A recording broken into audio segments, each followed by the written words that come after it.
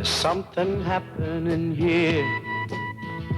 What it is ain't exactly clear. What it was involved 2 days of controversy that knocked Notre Dame and Lou Holtz against the ropes and almost down for the count. First came the August 27th Sports Illustrated, an article written by Steve Huffman, a former Irish player. The second stringer had quit the team before the start of the '88 season. Labeled a quitter by Holtz in his book, The Fighting Spirit, Huffman lashed out with charges of widespread steroid use and told of an uncaring Holtz when it came to injuries. I will say at the beginning, I totally deny, unequivocally, everything it said. Totally. I really am not bitter about this thing. Hurt. My family will suffer, but that's life. When you go into coaching, these things happen to you. But I have no resentment, and if it helps him, then, hey, it served a useful purpose. There's battle lines being drawn. Nobody's right if everybody's wrong. Battle lines were drawn the next day when the sports daily The National hit the newsstand. Chris Mortensen reported strained relationships between Holtz and university officials were pushing Holtz to the NFL, and that Holtz had admitted making cash payments to Minnesota players. Holtz again denied the allegations, as did university officials. I really can't imagine anybody in the coaching position at Notre Dame, or any coach, that would ever be more in tune with what Notre Dame's values are and what Notre Dame's believes its educational mission and how athletics fits into that educational mission. I have told you point blank, there is no substance to the story that Lou Holtz is unhappy here. There is no substance to the story that Notre Dame was unhappy.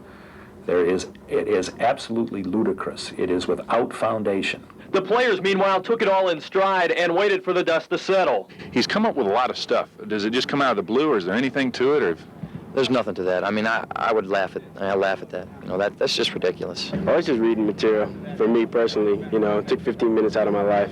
No big deal. 3 weeks have now passed, and the dust of controversy is now settled, fortunately with no further incident. Now is the time for the Irish to start making headlines where they make them best, right here on the field. It was the stuff that dreams and legends are made of, a drive that Joe Montana would have been proud of. 76 yards, 5 of 6 passing, producing the game-winning score with 1:40 to go. How did Rick Mirer do it? The key word is poise. He was always poised. That's what I like about him so much. You never really see the youth in him. He's come a long way, I think. He did a great job, and everyone was saying, what will Rick Mirer bring to the dance? I think he brought a lot. He had a lot of savvy out there. Things were going bad at times. You know, he threw an interception. He bounced right back, threw a touchdown. I mean, what more can you ask from a young man like that? Going into the game, we heard all the negative criticisms about the void. At quarterback, I think Rick proved himself tonight that, I mean, there is no void. The whole situation was enough to make a quarterback's head spin. But in reality, Rick never had time to feel the pressure. Things work so quickly that you really don't have time to be nervous about anything. Once we got on the field, things just clicked. But you know, probably the hardest time was all day waiting for the game. It seemed like 8 o'clock took forever. Rick was quick to spread the credit to not only his teammates but to his coach, Lou Holtz. He always said, you know, we're not going to lose and we can't get beat, and we're going to do what we have to do to win. And it's always good to have that kind of support behind you. His performance left his high school coach, Randy Robertson, beaming from ear to ear. He had a nice job. He had a 70-yard drive there for a touchdown against supposedly one of the best secondaries in the country, and that can do nothing but help build his confidence. It just was a great drive, and of course, had a great shot there to Adrian Joel for the touchdown. Now, as for the T-shirt that Rick was wearing under his jersey, well, that's a tradition. You ask him. He's gotten in the habit in high school of always wearing the colors, not necessarily the school name, but the colors of the opponent that we're going to play. He'd always wear it underneath his pads. Says he's not superstitious, but someone is, and he keeps wearing the shirt. Charlie, an outstanding night for baseball. About 80 degrees compared to 93 last night at this time. They're expecting a big-time crowd. Thursday nights is high school football night in this area, so the crowd was down last night. They should be back maybe near capacity tonight at John O'Donnell. As you mentioned, it is gut check time for Rick Patterson's crew. He joins me on the right. And, Coach, got to win tonight or there's no tomorrow. How do you feel right now? What kind of read do you get for this team? I got a good feel for the ball club right now. They were very upset last night about the game. Probably one of the quietest clubhouses I've been in a long time, and even on the bus. They were very depressed, but yet they were in good spirits. They knew they let a game get away from them. And I felt like we let a game get away from us, and if we'd executed, it wouldn't have been, it would have been tough for them to come back if we executed. And then that's how important the little things are in this game. You've got to execute and do the little things. Steve Shrink will start tonight. First time in about a week. He was nursing elbow problems. A concern there with you, or is he going to be fine tonight? Well, we hope to get 5 or 6 innings out of Steve, and then we'll go to our bullpen. You know, there's no tomorrow, and we'll just use all the pitchers that we have to use, and then we'll worry about tomorrow when he gets here. When you get this far in the season and it comes down to one ball game and you got to stay in it, and you just go to your pen early and try to shut them down, and let's play again tomorrow, because anything can happen in this game. Tomorrow might be one of those days where you got to just win it with the bats, and at least we got to get to tomorrow. We got to win tonight before we do that. We'll talk to you tomorrow. Yeah, I hope so. Okay. Thanks, Rick. Rick Patterson, head coach of the South Bend Sox. Game time tonight at 7:30. Charlie, we're back live again at 10:20, hopefully to bring you a Sox win and force Game 5. Back to you. All right. So please sit back, relax, and enjoy the game as we turn back the clock to the days of 1917. For one afternoon of baseball today, a step inside historic Comiskey Park was a step back in time. Batting 7th, the catcher, number 5, P.J. Surhoff. The White Sox made a pitch for history that resulted in a home run for the 49,000 plus in attendance. Ozzie Guillen put on threads that would have made shoeless Joe Jackson proud, while these guys put up scoreboard numbers by hand, and these guys put the day to music. It was fun at the ballpark at its best, and nothing could top the atmosphere. I had to be here, and a friend of mine said he could get tickets, and by golly, I said, I'm with you. I said, I am with you. I love this. This is good for the kids. They never went back anything like that. They never saw streetcars, horses, or none of that stuff. So I'm grateful that I got this opportunity to see this type of a game. And more than a few went above and beyond the call of turning back the clock. So how's it feel stepping back to 1917? Oh, it's a lot of fun. I mean, we're enjoying this. It's a good send-off for the park and everything, and we're just here to have a ball. Now, for Sox fans who have lived and died with this team in this park over the years, one thing is for sure. Today's travel back in time was time well spent. I think this is great because this reminds me of times back in the 50s when I was a kid, and you had to sneak in and sit. Standing room only seats were here on the steps back then. What do you think? Would you like to go back to 1917? Do you think you liked the baseball back then? Oh, I think it would be really great to see some of the old-timers and see how they played ball. I think they were real aggressive. I think they were a different breed.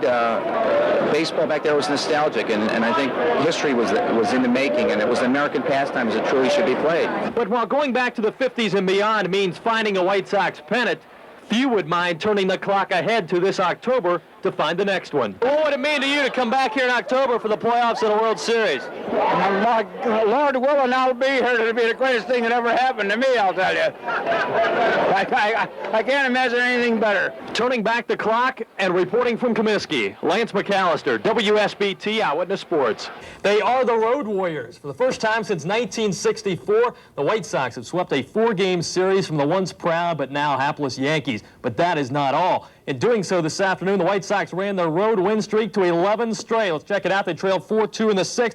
Molino Perez saying no sweat. Sure, the Yankees were making nice plays like Deion Sanders to rob Carlton Fisk, his old buddy, and Alvaro Espinosa over the shoulder to rob Sammy Sosa. But they are the worst team in baseball. Give them time. Alan Mills throws the wild thing. Passed on. Mattingly with runners on the corners. Ozzie Guillen comes home. They had the lead, and Mattingly says, give that baseball. They kicked that fan out, believe it or not. From there, the Sox broke it open. 5 runs in the inning, all after 2 were out. Lance Johnson plates Sammy Sosa. The Sox led 7-4.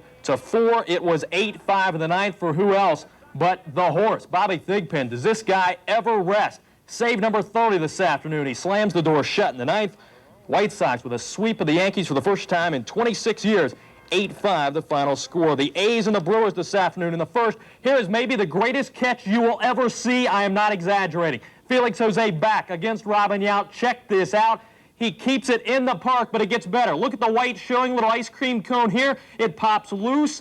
Concentration and the bare hand to make the grab and record the out. I still don't believe it. One more time, over the fence, back in. It's going to pop loose, and the right hand or the left hand to record the out. Believe that one. So he took 2 away there. Then at the bottom of the first, he gives the A's 4. A grand slam for Felix Jose. The A's are 2 hit this afternoon, but that one was all they needed. They beat Milwaukee 4-1, so they still lead the Sox by 1 game. On the board, Kansas City 18 hits and blitzing Boston 13-4. Kirby Puckett 2 homers and the Twins win. Sparky career win number 1800 for the Tigers. Steve Searcy just called up, got the W. Mike Heath a 2-run homer. The M's beat the Indians, and the Angels win in their last at bat for the 2nd straight afternoon. Now to the National League, where Don Zimmer sent lefty Steve Wilson to the hill, trying to stop the bleeding on a 6-game losing streak. When it was all said and done, Wilson had gone above and beyond that, performing complete game surgery on the Dodgers. Zim liked what he saw this afternoon. Wilson, his first complete game of his career, seized control early. Jose Vizcaino down on strikes.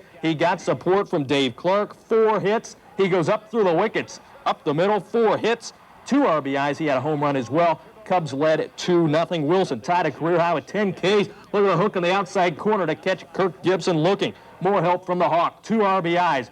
Reaches out and touches one. Dumps it into right field. Rhino scores. Wilson, no walks on the afternoon. A 6-hitter. Think the Dodgers weren't baffled. Check out the expression from Juan Samuel. Had no idea what to do. Cubs break a 6-game losing streak, 5-1 over the Dodgers. Reds and the Mets in Cincy this afternoon. Darryl Strawberry watching his old friend Eric Davis take the hammer to the Mets. Sid Fernandez slings one in, and Eric slings it out. He had 2 RBI doubles. This one short hops the wall. Reds led 2-0 as Duncan scores. Nasty boy Norm Charlton started for the first time in 2 years, went 7 strong, handed it over to the other nasty boy, Rob Dibble, for 1 strikeout, then to Randy Myers, the 3rd nasty boy of the night, to close the door. Reds beat the Mets 2-1. On the board, the Bucks flew to the Padres 4-1. Montreal 16-14 over Atlanta, 7 home runs in the ballgame. The Stros over the Phillies 6-1. The Giants, this is a final over the Cardinals tonight. 3, and the South Bend Sox losing on the road in the 8th. It is 5-4 to the Braves. Our next stop is golf. We'll go to the one that got away at the U.S. Open.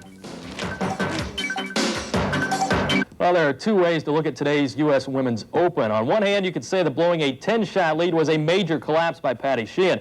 Or on the other hand, you could say Betsy King's 11-shot rally was a major comeback. Either way, it meant back-to-back Open titles for King. Talk about heartbreak. Sheehan had been dominating the first 2 days, but she had to play 36 this afternoon because of the rains, and it took its toll. Here she finds the Gowrie. Next shot, she finds the water shot, a 75 and a 76 this afternoon. Still at one point, she led by 8 with 23 holes to play, but she could not hang on. King, meanwhile, made up 11 shots over the last 33 holes, shot a 71 and a 70. This was Sheehan's last chance here to draw even, but she comes up short, loses the Open. Betsy King goes back-to-back, only the 5th woman to do it. Tough loss for Sheehan. I just didn't feel well all day, and I tried to overcome it by my mind, but...